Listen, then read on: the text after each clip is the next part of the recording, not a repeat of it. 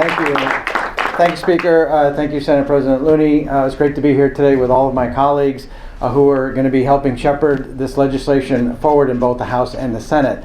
On education, obviously we know that this is such a critical issue for all of us here in the state of Connecticut. And as I always like to say that Connecticut doesn't have oil wells or gas fields or mineral reserves.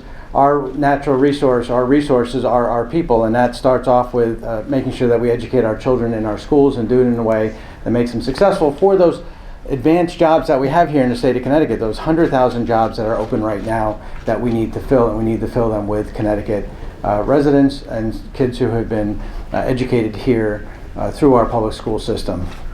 Secondly, in housing, we know that the lack of housing is holding our economy back.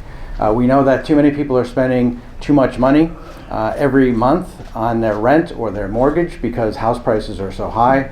And one of the ways we can tackle that is the supply and demand issue. We need more supply to meet the demand.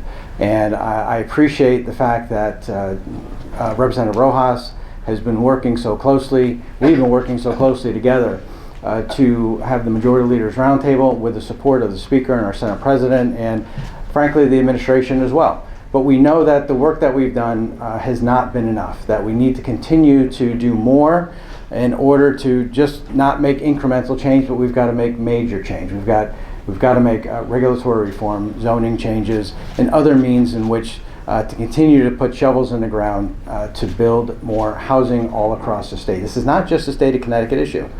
This is a national issue, it's an international issue, but we can only impact what we have here in the state of Connecticut. And we know that we can continue to make a real difference for the people that we serve, whether they are college graduates just getting out of school, whether they are senior citizens who want to downsize, whether they're families who just need their first place to live. And this is going to be really a crucial issue for Connecticut going forward. Again, we have 100,000 job openings. We probably are about 100,000 units short of housing. There's no coincidence that those numbers are very much in alignment. So I look forward to working with our chairs in both education and in housing to make a real difference for the people of this state and those who we serve. And again, want to thank Representative Rojas for all his work and his advocacy, his tenacity on especially the housing issue, and it's my great pleasure to introduce him. Thank you.